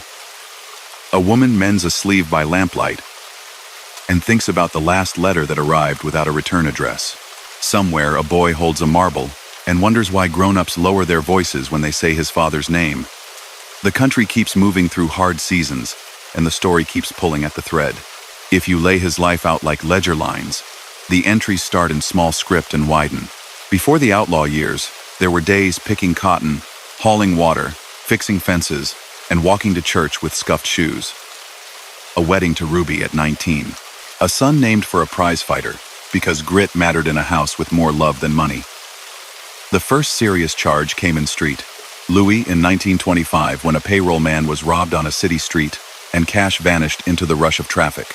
Police did their work, a judge pronounced sentence, and Charles Arthur Floyd learned what concrete feels like under a bunk in the Missouri State Penitentiary. He served time, kept his head down, and stepped into 1,929 with a parole sheet and a nation buckling under collapse. From there, the crimes lined up under a few headings that appeared again and again. The largest block was bank robbery, scattered across Oklahoma and several nearby states, later reaching into Ohio and West Virginia. The pattern was plain even when the towns changed. Quick entry, firm control through threats, cash taken from drawers and vaults if they would open, and a fast exit to a waiting car. In lean places, the take could be small, because lobbies held more paper ledgers than currency. In busier spots, the amounts grew when payrolls had just arrived. Newspapers in those years credited him and his partners with raids in places like Henrietta, Shamrock, Okemah, Sallisaw, and other Oklahoma towns that had courthouse squares and Friday markets, across Missouri in hamlets that sat on river roads, and across Ohio in communities such as Bowling Green, Bucyrus, Tiltonsville, and Lancaster, and into West Virginia at rail towns like Ripley and Street Albans. Some attributions rested on solid arrests and witness statements. Others came from hurried identifications, or the habit of attaching a famous name to any unsolved job. What is certain is that he robbed enough banks to fill columns in a county paper and to keep federal files fat with dates. Right beside those entries sat auto theft. He took cars to move, swapped plates, and left owners fuming at curbs. Crossing borders with a stolen vehicle made each ride more than a local matter. The Dyer Act had set that rule years earlier, and every time he went from one state to the next in a car that wasn't his, it opened a federal page with his name on it.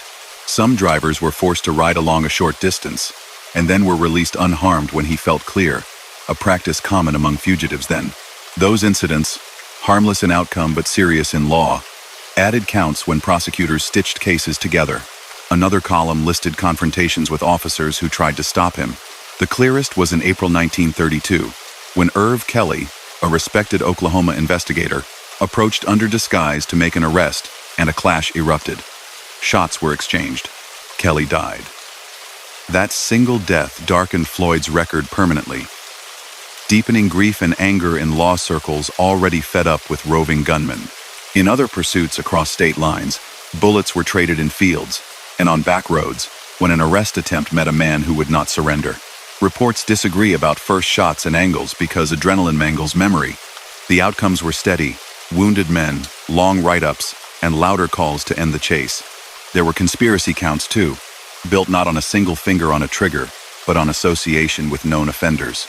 When a ledger showed an alias used in multiple towns, when rental registers matched handwriting, when a bank job used a car stolen 2 days after he slept under a certain roof, prosecutors threaded those signs into larger cases. Parole violations remained a constant background note from his 1,925 conviction onward. Federal papers began to mention kidnapping, as definitions widened and short-forced rides counted under new rules. Each piece may seem small alone. Together they formed a wall. Partners shaped both method and myth. George Birdwell stood closest in the early 30s, a man from the same hills with a grin that could calm a crowded room. They were credited with multiple Oklahoma banks in 1931 and 1932, sometimes leaving with a modest stack, sometimes with more. Their luck wasn't a charm, it was a routine. Move fast, keep voices even, keep firearms out but steadied, and leave before the first call could find a patrol car with a warm engine. Birdwell's death at Boley late in 1932, after locals and a quick-thinking bank worker turned an attempted robbery into a last stand cut a hole that never closed. Boley's story mattered because it showed a town refusing to be a backdrop. Floyd wasn't in that lobby by the most solid accounts, but he carried the loss and the warning with him. After Boley, the circle changed. Adam Ricchetti joined him often, especially as they moved farther from Oklahoma into Ohio and West Virginia. Other names flickered in and out, men who kept quiet, took their split, and vanished between jobs. Those ties were practical first skills, nerves, willingness to keep moving, and personal second. A life on the run leaves room for only a few real friends. When one fell, the rest moved with a new edge in the mouth and a stare that checked every doorway twice. The accusation that set the whole country buzzing was the 17th of June 1933 attack outside Union Station in Kansas City. Officers escorting Frank Nash to a car were cut down in a storm of gunfire that killed several lawmen and Nash himself. The Bureau announced quickly that Floyd and Ricchetti were among the attackers, along with a local tough, and the nation embraced that version. Some witnesses offered conflicting descriptions. Later, independent work questioned those identifications and pointed toward a different lineup around Vernon Miller, a hard man tied to organized circles. Floyd told confidants he had no hand in it right up to his last breath. Whether the station charges were fair or not, the effect on his day-to-day life was absolute. Federal leadership, stung and outraged, poured resources into coordinated pursuit. From that morning forward, he wasn't just a bank robber from the hills. He was a symbol for a federal push to prove that borders would no longer shield a fugitive. His movements in 1933 and 1934 reflected that pressure. He took rooms under borrowed names, paid cash, left early. He rotated cars so often that some days he barely learned a dashboard before abandoning it. He watched main streets from a distance and circled courthouse squares to see which faces stayed too still. He walked into banks before a job to ask for a money order or to break a bill, counting steps to a door. He kept violence as a last tool because he knew the first injury inside a lobby made every local boy with a badge into a hound with a long memory. Fear still flowed like water under a closed door every time he entered with a weapon. He couldn't pretend otherwise. He did make gestures that neighbors remembered with warmth. He left grocery money with families he knew from churchyards and cotton rows. He bought sacks of flour and coal. He tried to keep women and kids calm when they were caught in a lobby during a raid, speaking soft and steady while a partner watched the door. Tales about burned mortgage notes ring louder than the evidence. Bank staff later denied that Flames ever ate paper ledgers under their roof, and no records show mass erasures.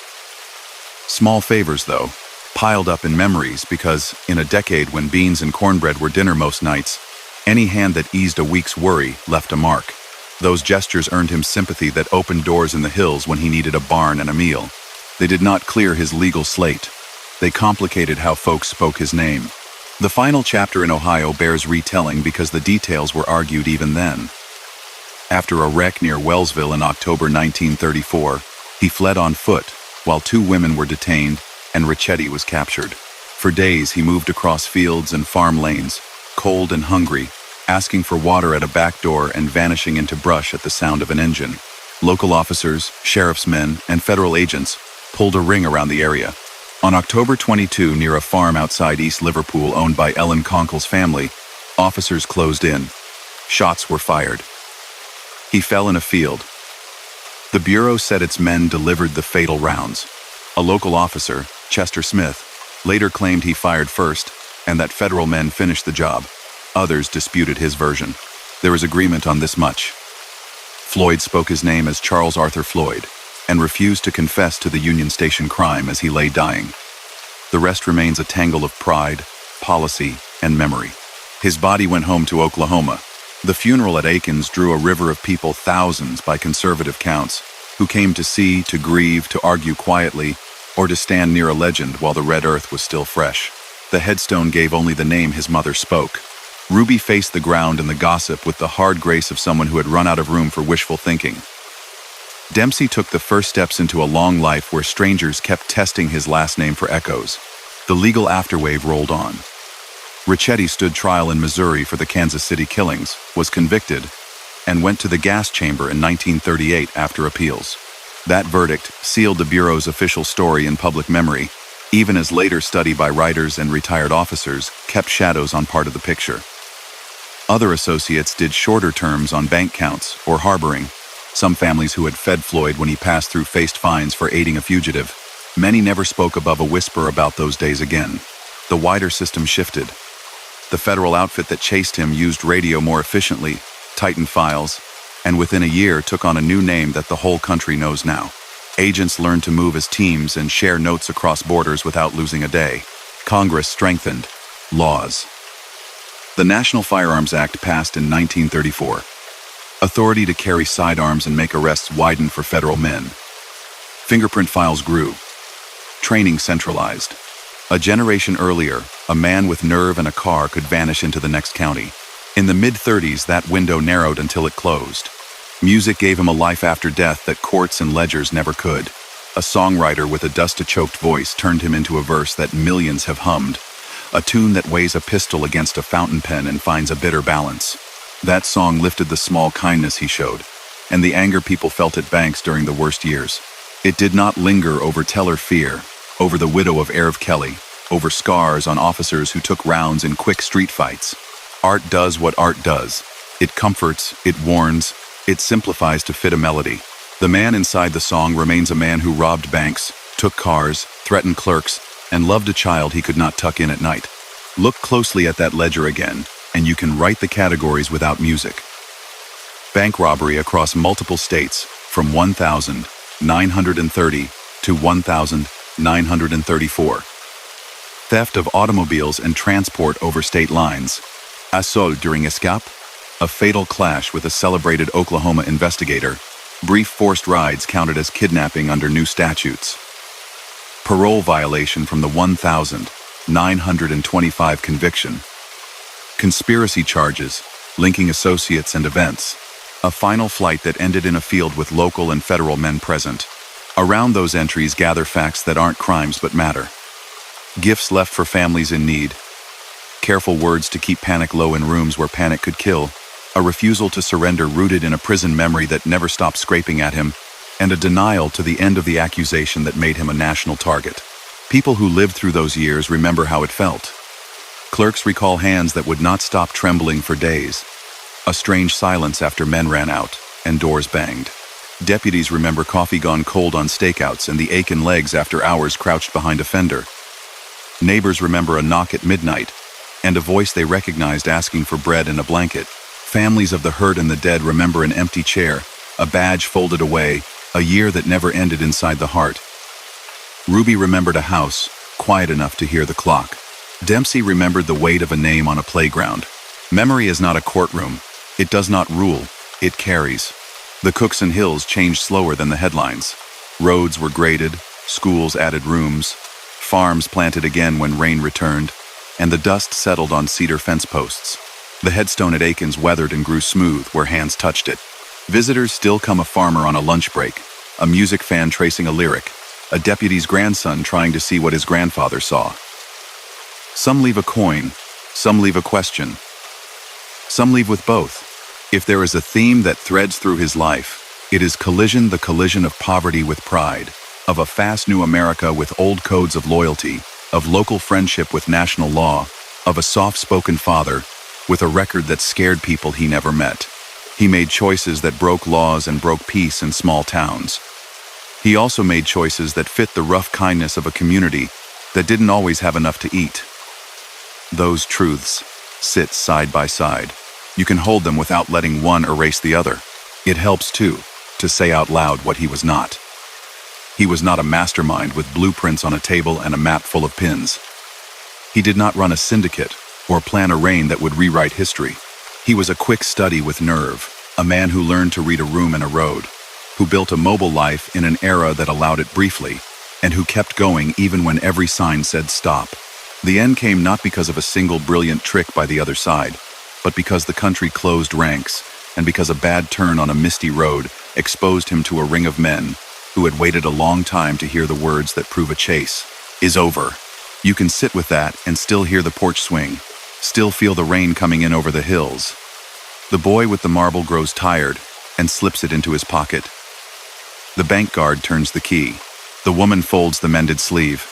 The dog sleeps. Somewhere someone hums that song under the breath, both because the rhythm feels good and because it lets a hard story ride easier for a minute.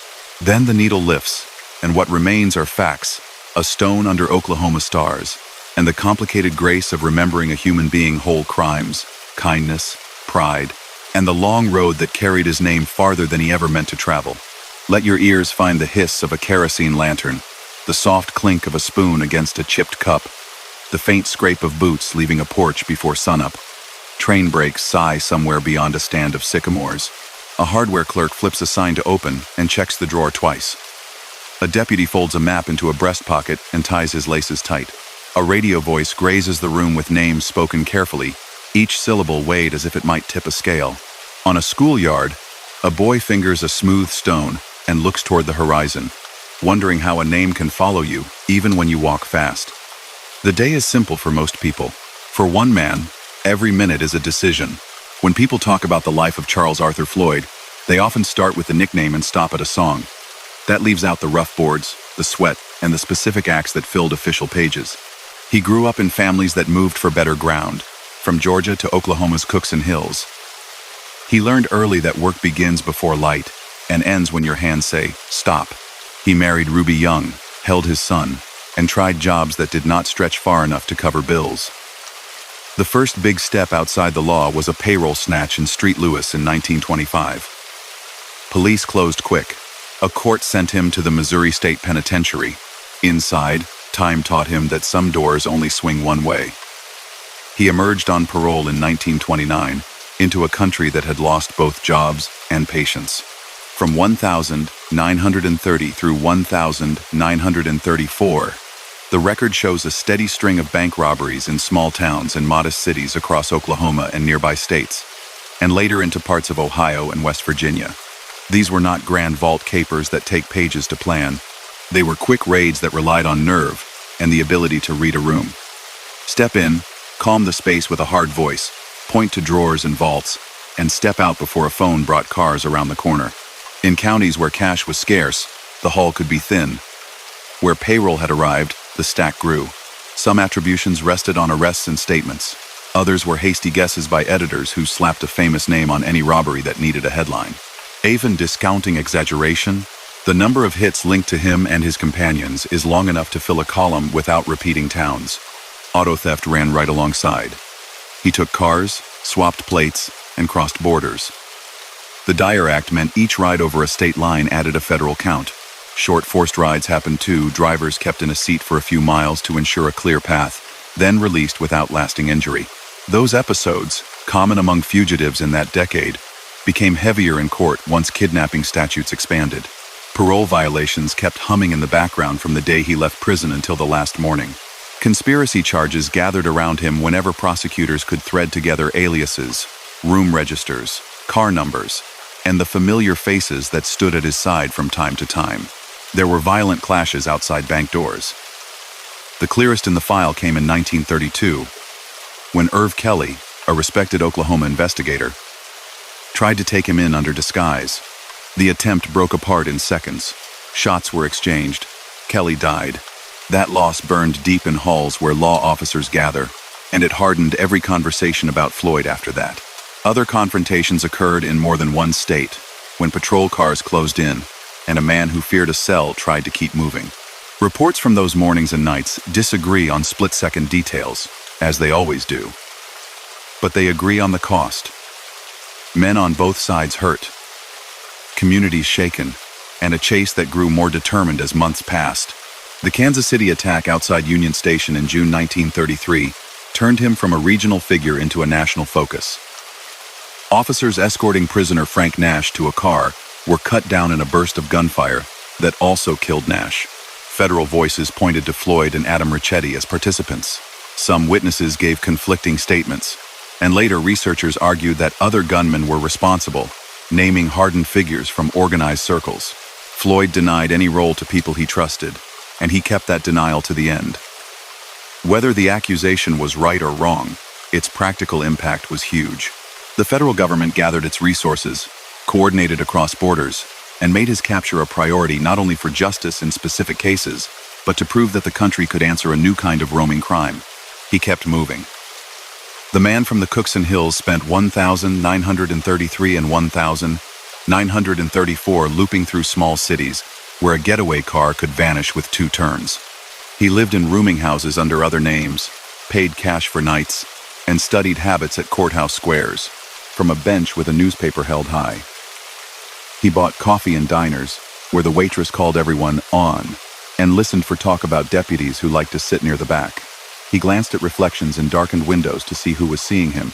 He could be warm with neighbors he trusted, and cool as stone when the air felt wrong. He tried to avoid hurting anyone inside lobbies, keeping orders crisp and voices even, because he knew that an injury made local men wake up early and remember his face forever. Even so, every walk into a bank put fear into people who had done nothing but come for their money. That fear is a fact as heavy as any safe. The stories of small generosity grew because communities needed them. He paid for coal here and there, bought flour for a widow, covered a doctor bill for a friend's child. Tales about bonfires of mortgage notes inside bank lobbies are almost certainly untrue. Staff later denied that paper went up in flames on their watch, and records don't show debts vanishing with a match. But it help did happen. In lean years, a few dollars on a kitchen table can become a legend by nightfall. Those acts earned him shelter in the hills when engines on gravel sounded too close. They did not erase the laws broken on main streets elsewhere. Both streams ran together and made a complicated river. He disliked the nickname that trailed him, feeling it turned him into a cartoon. He wanted respect for himself as a person, not as a poster. The label stuck everywhere, on warrants, news columns, handbills, and in songs that arrived later. Fame that arrives through crime does not obey its owner.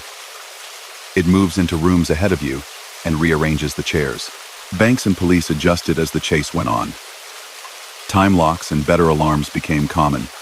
Some banks mounted tear gas devices that could be triggered from behind a counter, and staff drilled on quiet signals. Patrol cars grew faster. Two-way radio-linked counties.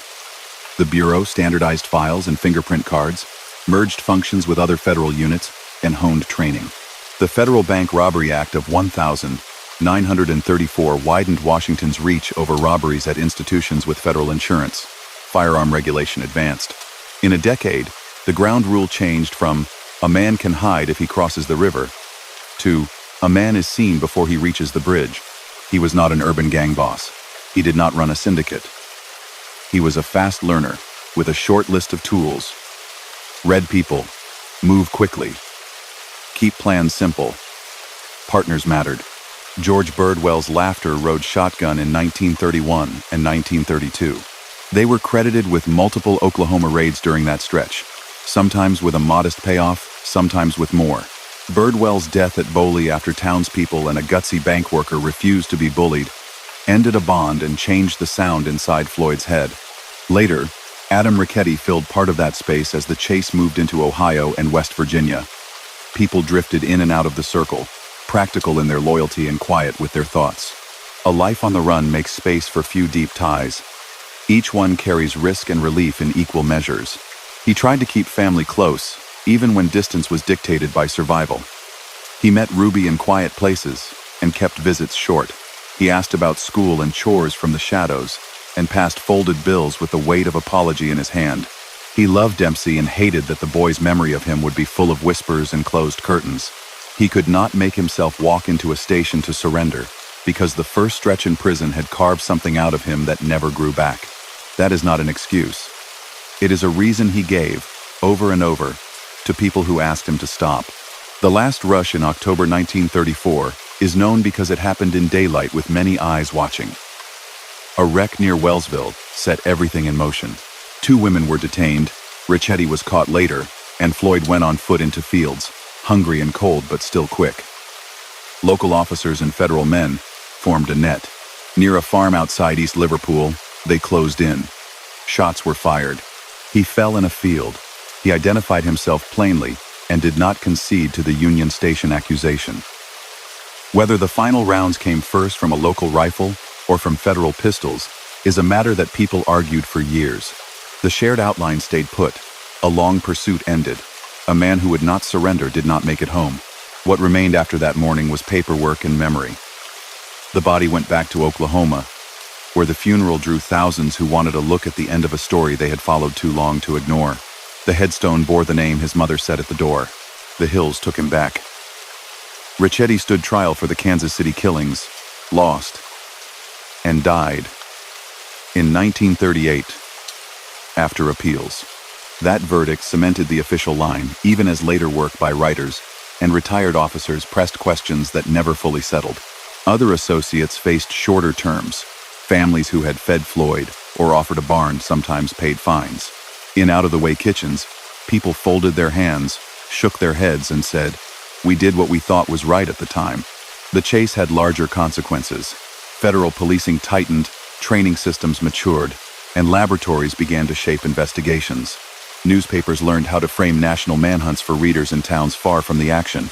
Radios brought voices from Washington into homes where previously only local sheriffs mattered. These shifts were not born from one outlaw alone, but the string of roving fugitives in those years, Floyd among them, gave both urgency and a stage for transformation. The country was deciding what it wanted from law and how to provide it across wide spaces linked by new roads. On the cultural side, the man became a figure in melody and print. Dime magazines told sharp-rigid tales that shaved off the plain parts. Later, an Oklahoma-born songwriter took up a guitar and wrote a ballad that put him in a line of Dust Bowl saints and sinners, balancing a pistol against a fountain pen in lines that listeners never forgot. The song carried truth about the pain of dispossession and stretched or skipped facts about the cost paid by clerks and officers. Art makes choices. Memory follows tunes a long way. Meanwhile, in quiet houses, people who had been on the floor of a bank that morning remembered breath held in a throat, footsteps, a door banging, and the long silence after. It helps to separate what can be proven from what can only be felt. Proven. A 1,925 conviction for a payroll robbery. A parole in 1,929. Repeated bank robberies in several states. Auto theft and interstate transport counts under federal law. Assaults during escapes. A fatal clash with a respected investigator. Brief forced rides that later fit broader kidnapping definitions. Ongoing parole violations. Associates who lived and died in the same storm. And a final confrontation in an Ohio field. Disputed. Participation in the Union Station attack, with strong later arguments pointing to other men. Interpreted. Whether small gifts made him a protector in the eyes of people who were hungry. Whether a nickname turned a man into a symbol. Whether motive matters to those who were frightened by his presence. He did not leave behind manifestos or long letters explaining himself. What remains are reports, arrest sheets, photographs, and the testimonies of people who stood close enough to hear his voice. Those voices do not all agree. Some call him a neighbor who remembered names and showed respect when the world rarely did. Others call him a danger who turned simple mornings into emergencies. Both can be true about the same person at different hours. The Great Depression was a grinder that turned up desperation in good people and gave cover to bad choices that would not have seemed possible 5 years earlier. He was one of many who stepped over a line then could not find a way back. Ruby had to live in the aftermath. She raised a child and carried a last name that drew questions. Dempsey learned how to answer politely or walk away. Friends kept loyalty quiet to avoid new trouble.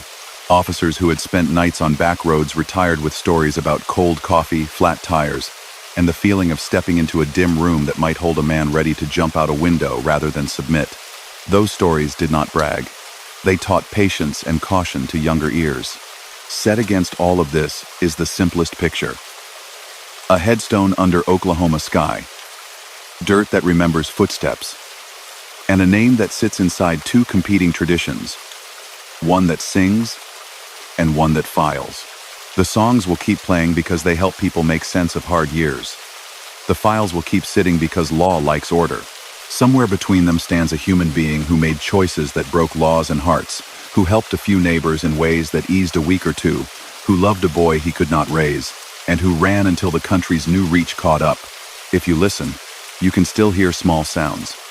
The lantern's hiss, the porch swing's sigh, A clerk's key turning in a door, a deputy's quiet cough as dawn comes on.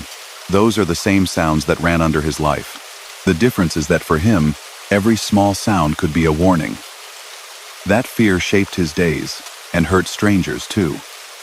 Remembering him whole means holding the record of wrongs alongside the rare kindness and the pressure of a decade that crushed millions. It means letting the legend sit where it belongs next to, not over. The ledger.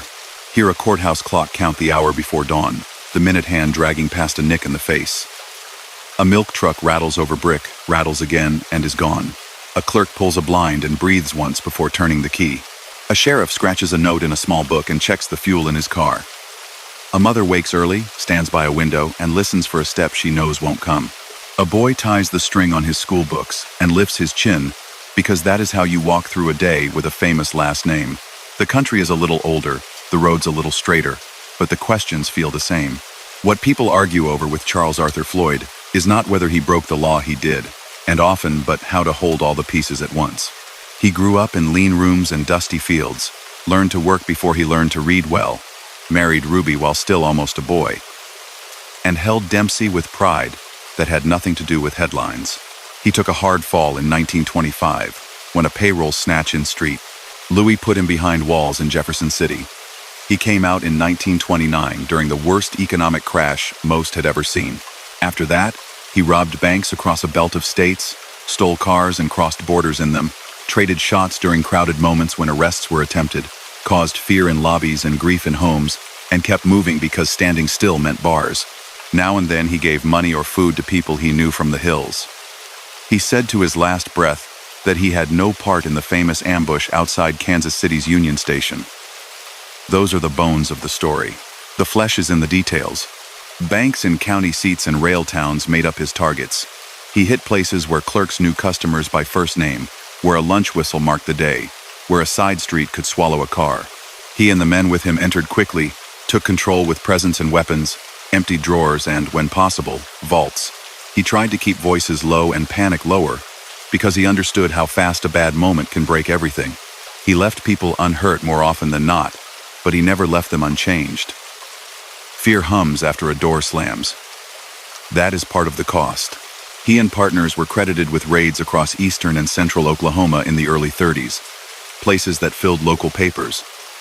Small banks tucked near courthouses, street corner institutions near cotton gins, lobbies with calendars and a pen on a chain.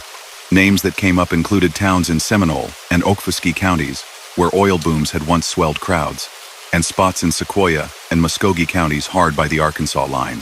Moving north and east, Missouri saw attempts in river towns. Arkansas felt the ripple in a few hill counties. Later, Ohio and West Virginia added their own lines to the list. Communities set along the Ohio River, towns with mills and depots, banks snugged up beside hardware stores or druggists. Some of those attributions rested on arrests and statements. Others were the result of quick identifications made by frightened people and editors eager to tie a famous name to a fresh event. Even with the cautious sorting historians do, the result stands. He participated in dozens of robberies. The Dyer Act made auto theft a federal affair when a state line was crossed, and he crossed them often. He changed plates, swapped cars, and kept moving. Short, forced rides marked a few episodes when he put a local driver in the passenger seat or kept the owner behind the wheel until the road felt clear, then let the person go without lasting injury. Later statutes widened kidnapping definitions and turned those moments into bigger charges and files. Parole violations followed him from 1,929 until the end. Conspiracy counts wrapped around the known facts like wire, binding together rooming house names, aliases on ledgers, rental cars that reappeared near banks, and the faces of men who drifted in and out of his circle. One of the most painful entries in his record is clear: the 1,932 confrontation with Irv Kelly, an Oklahoma investigator known for patience and nerve. Kelly attempted an arrest using disguise and a setup. The move unraveled in seconds. Shots rang. Kelly died. That death went straight to the heart of law officers in the state and beyond, and reset the tone of the chase.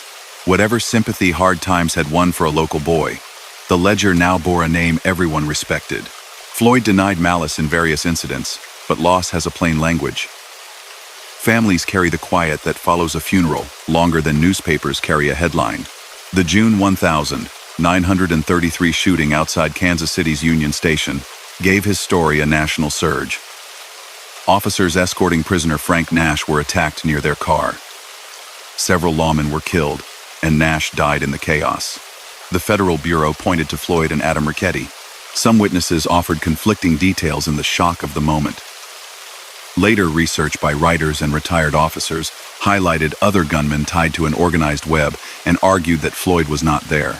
He denied involvement when speaking privately and kept that denial to the end. Whatever the truth, that day changed everything. Federal resources deepened, radios crackled across county lines, files thickened. What had been a difficult pursuit became a mission with policy and pride behind it. Partners gave his road shape. George Birdwell stood beside him through a stretch when Oklahoma's small banks felt the brunt of the Depression and of men like them. They were credited with jobs that paid a little or a lot depending on the day. Birdwell died at Boley, a town that refused to let an attempted robbery succeed. That event hardened Floyd's walk and softened his smile. Later, Adam Richetti joined him on trips that drew them into Ohio and West Virginia.